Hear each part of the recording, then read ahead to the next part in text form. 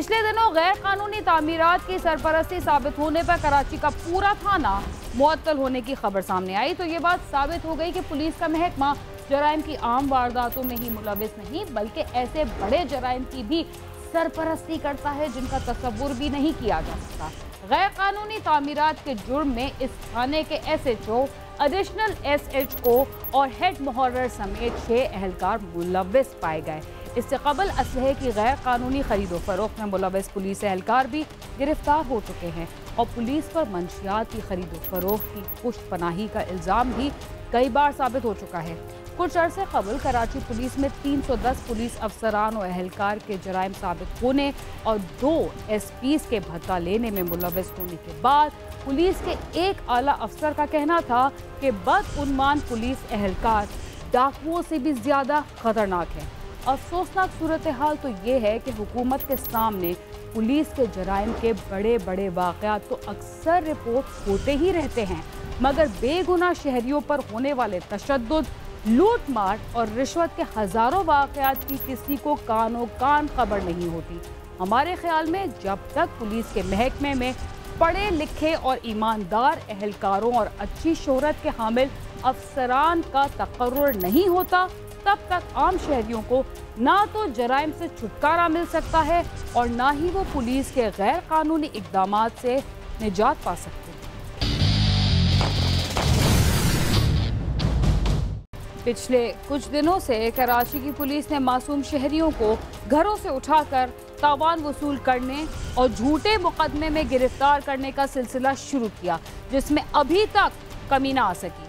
इस शहर में एक बेगुनाह नौजवान के घर पर पुलिस ने छापा मारा और उसे उठाकर अपने साथ ले गई। गिरफ्तारी से बचने के लिए ये नौजवान अपना घर भी तब्दील करता रहा और मज़ीद कई मुश्किलात का भी शिकार रहा।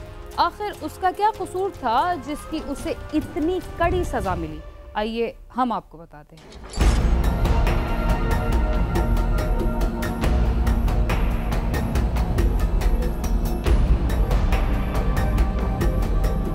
कराची की पुलिस में मौजूद चंद काली भेड़ों की वजह से पुलिस का पूरा महकमा ही बदनाम हो रहा है और इस शहर की पुलिस रिश्वत, भत्ताखोरी, एगो तावान समेत दीगर कई जराइम की वारदातों में मुलविस पाई गई है। माजी में हमारे सामने पुलिस एहलकारों के कई ऐसे वाकयात आ चुके हैं जिन्हें बयान करते हुए शर्मिंदगी होती है। पुलिस के कई एहलकार अगवा बराए तावान की वारदातों में भी मुलविस पाए गए, लेकिन उनके खिलाफ की जाने वाली इंक्वायरी आज तक मुकम्मल न हो सकी। मार्च 2019 के दौरान गडाब में तो इस तरह के पेदर पे वाकयात काफी अरसे तक सामने आते रहे।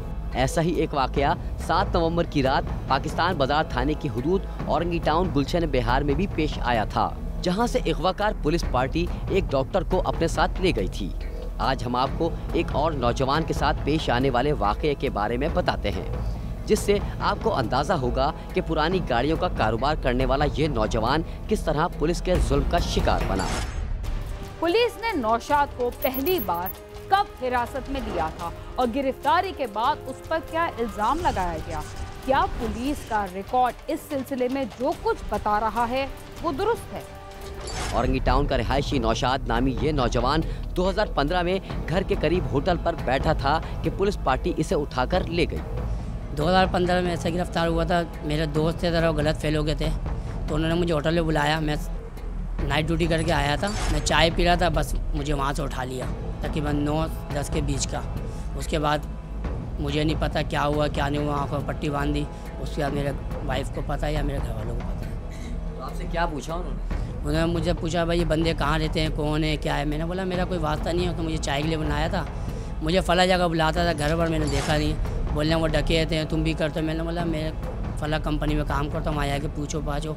फिर मुझे पता नहीं चला क्या हुआ क्या नहीं हुआ, मुझे मारा इतना था कि मुझे अपना होश नहीं था। 2017 में एक बार फिर पुलिस ने नौजवान को हिरासत में लिया और उसे फकीर कॉलोनी के कब्रिस्तान में ले जाने के बाद टांग पर गोली मारकर जख्मी कर दिया।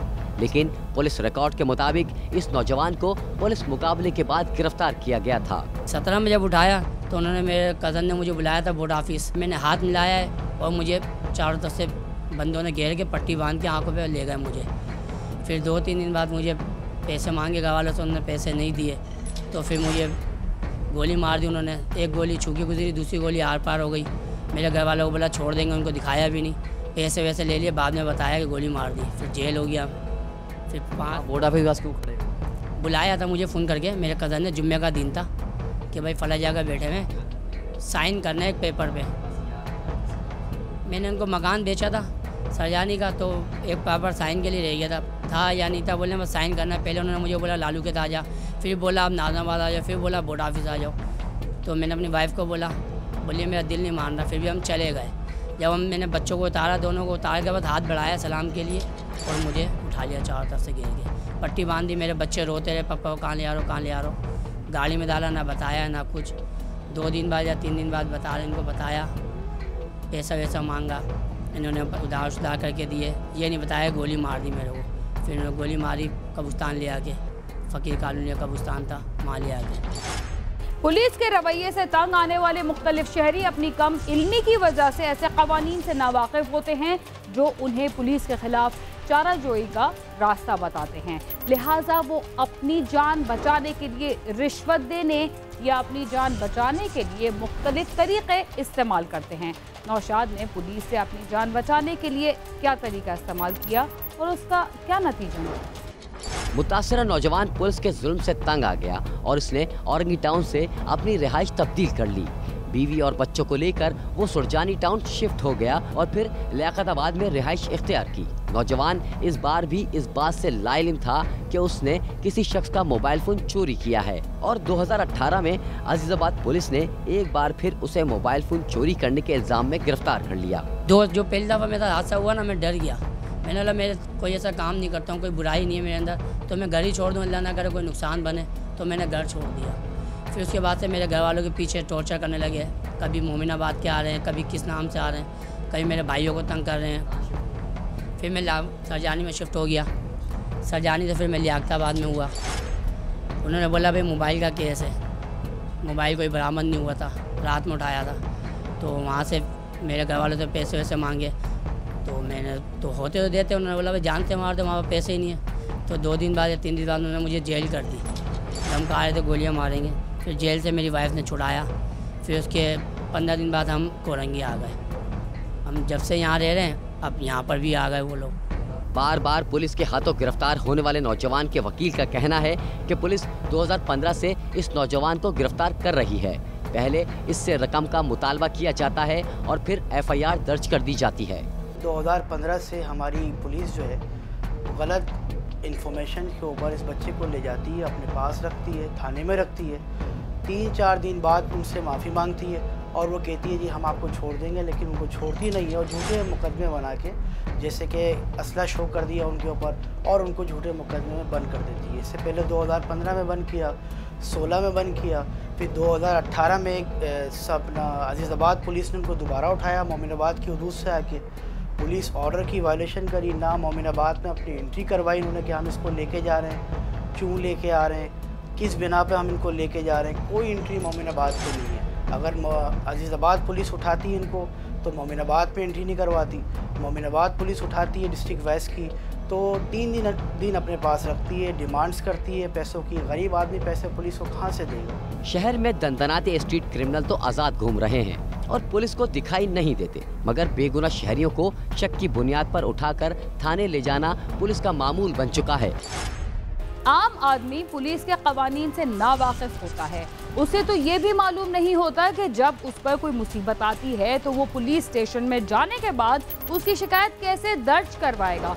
पुलिस एहलकार ऐसे अफराद की कानून से लाइल्मी का हमेशा फ़ायदा उठाते हैं और शहरियों पर तशद्दुद के साथ नाजायज़ कैदोबंद और रिश्वत लेने का सिलसिला भी जारी रहता है।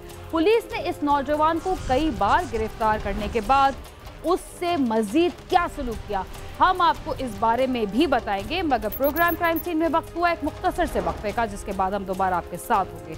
तब तक आप समा के साथ ही रहिए।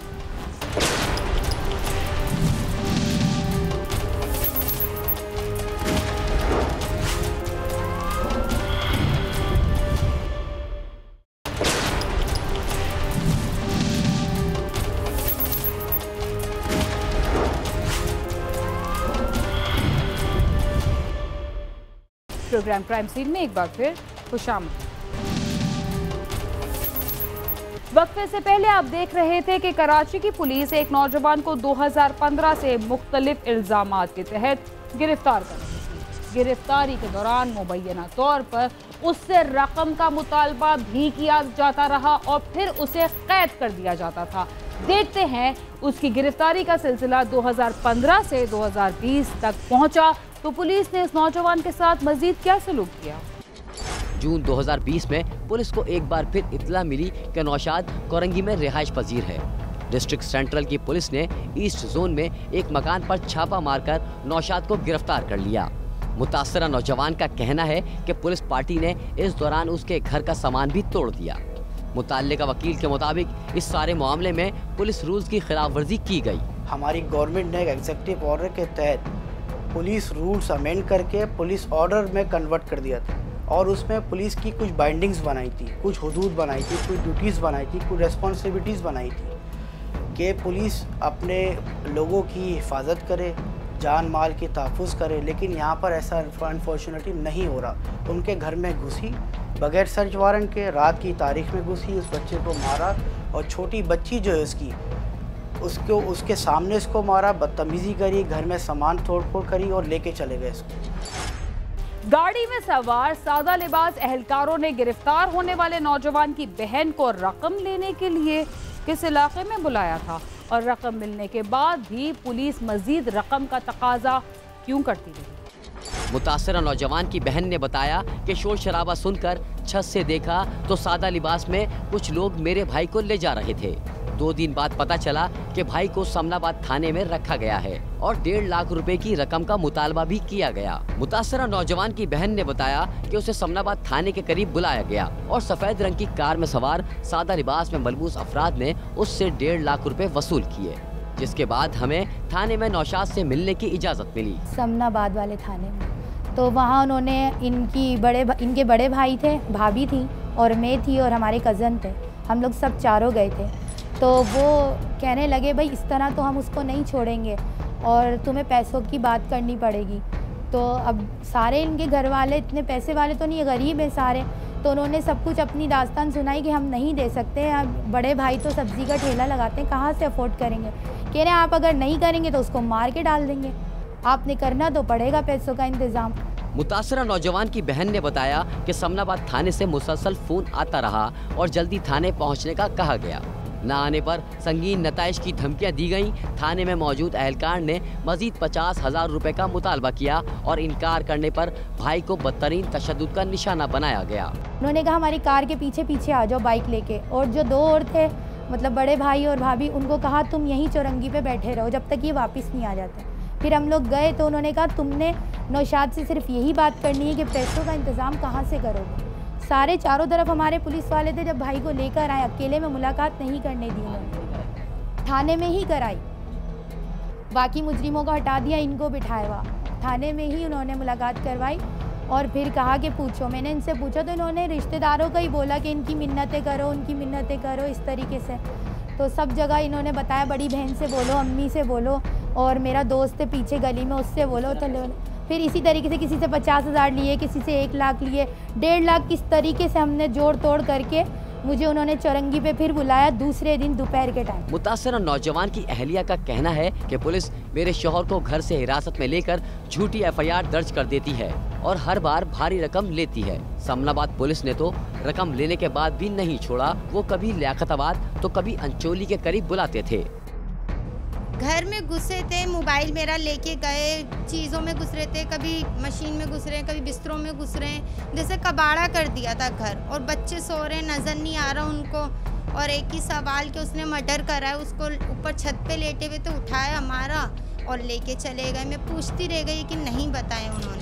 जिसमें फ़ोन मेरे पास आया था ज़ोहर की नमाज के बाद, पैसे नहीं हुए थे, मना कर दिया था। तो फिर उन्होंने दोबारा फ़ोन 4 बजे मुझे करा था, नए नंबर से। पहले करा दोबारा नए नंबर से, फिर दोबारा से करा।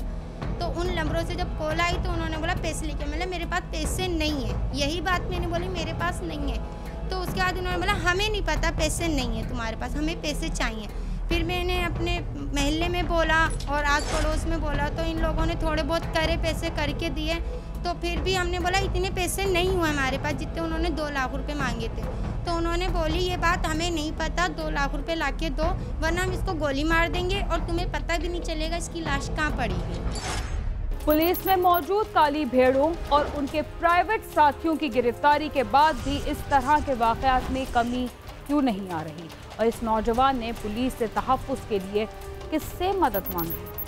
नौजवान का कहना है कि मेरी किसी से कोई दुश्मनी नहीं और ना ही कभी किसी जुर्म में मुलविस रहा हूँ। जब पुलिस ने मुझे हिरासत में लिया मेरे घर में खाने पीने का कुछ नहीं था।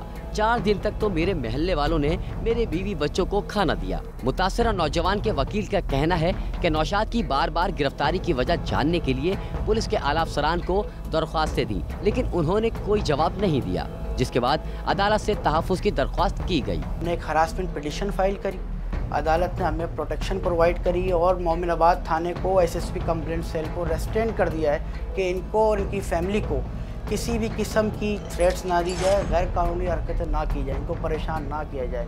इसके बाद हमने समनाबाद थाना, अजीज़ाबाद थाने में भी हमें हरासमेंट पिटीशन लगाई है। वहाँ पर जवाब आया पुलिस का कि हम इनको प्रोटेक्शन प्रोवाइड करेंगे, लेकिन अदालत ने पुलिस को सख्त हुक्म दिया है कि आप राइटिंग में जो इनकी कंप्लेंट आपके पास आई है कि इनको क्यों परेशान किया जा रहा है, 5 FIR में आपने बंद कर दिया है, क्यों बंद किया, कौन लोग बंद करवा रहे हैं, इसकी तफसीलात हमें दी जाए। मुतासरा नौजवान का कहना है कि पुलिस मुझे इज्जत की जिंदगी गुजारने नहीं दे रही। अपने बच्चों को देखता हूँ तो रोना आता है। आला पुलिस अफसरान मेरी मदद करें और मुझे तहफ़्फ़ुज़ फराहम किया जाए। सबको पता है कि मैं बेगुनाह हूँ। जब भी मेरे गली वाले, मोहल्ले वाले, मस्जिद वाले बराबर बिना नागा बोलने की परेशानी नहीं होना। 2-3 दिन तक तो मेरी गली वालों ने खाना दिया मेरे घर में, राशन तक नहीं था जब मुझे उठाया है। तो मैं इसका हल चाहता हूँ कि मैं बहुत परेशान हो गया, बच्चों ले कहाँ जाऊँगा। अब भाई का घर है, कभी नौकरी होती है कभी नहीं होती है। अब मैं किराया भरता नहीं हूँ, बिल भरता हूँ, बिल के भी कभी होते हैं कभी नहीं होते हैं। मैं इतना परेशान हो गया। मेरी बेटी का साथ है, मेरी बेटी के ज़हन पर असर पड़ता है। वो बोलती है पप्पा वो क्यों लेके गए थे, क्या ले गए। अब वो जब बोलती है तो मुझे रोना आता है। अब मैं अपनी क्या करूं, बस यही हल है कि अपने बीवी बच्चों को जहर देता हूं, मैं भी मरता हूं। इज्जत की ज़िंदगी जीने नहीं दे रहे। अदालत ने नौशाद को 3 मुकदमात में बरी कर दिया है और इसके बावजूद उसके साथ जो कुछ पेश आया वो हैरानकुन है। इस तरह के अनगिनत वाक़यात मौजूद हैं जिनके मुतासरीन दीगर कई वजूहात या पुलिस में मौजूद काली भेड़ों की डर की वजह से मंजर आम पर आने से डरते हैं। कैमरामैन मोहम्मद उस्मान और नईम खान के साथ खुर्रम गुलजार, समा, कराची। पुलिस के हाथों बार बार गिरफ्तार होने वाले नौजवान की दास्तान हमारी पुलिस के हाथों गिरफ्तार होने वाले सैकड़ों नौजवानों से मुख्तलिफ नहीं। जब तक आम शहरी पुलिस के कवानीन से आगाह नहीं होते और पुलिस में मौजूद ऐसे अहलकारों का खात्मा नहीं होता जो अपने महकमे के लिए बदनामी का बायस बन रहे हैं, तब तक इस तरह के वाक़यात में कमी लाना इंतहाई मुश्किल है। इसके साथ ही क्राइम सीन अपने अख्तिताम को पहुंचता है। अगर आप हमसे रब्ता करना चाहते हैं तो हमारा पता है cs@sama.tv। इसके अलावा आप ट्विटर, फेसबुक और यूट्यूब पर भी हमसे रब्ता कर सकते हैं और हमारा प्रोग्राम भी देख सकते हैं। बीना खान और क्राइम सीन की टीम को इजाज़त दीजिए और देखते रहिए समा।